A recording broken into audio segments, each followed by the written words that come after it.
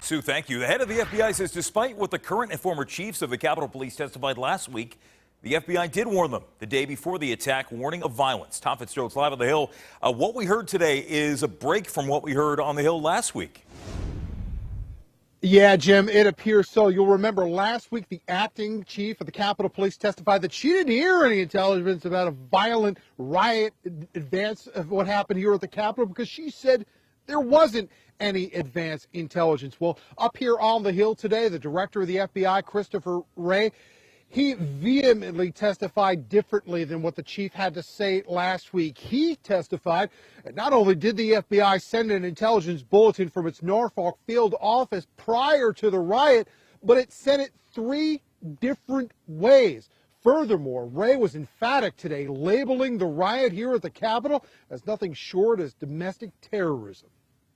In addition to the email, in addition to the verbal briefing at the command post, the information was posted on what we call LEAP, which is a law enforcement portal, which is made available to law enforcement, not just here in the National Capital Region. That attack, that siege, was criminal behavior, plain and simple, and it's behavior that we, the FBI, view as domestic terrorism.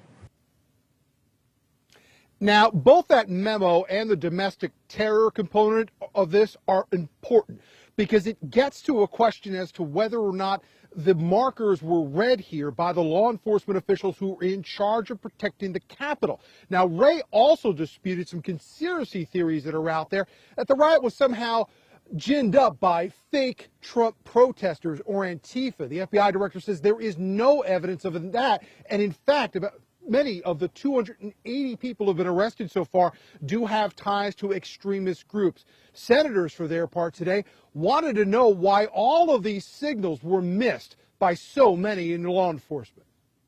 What happened to the process that people weren't seeing the warnings? We need data, and I hope you see our need for this data. We need to learn as much as we can from January the 6th.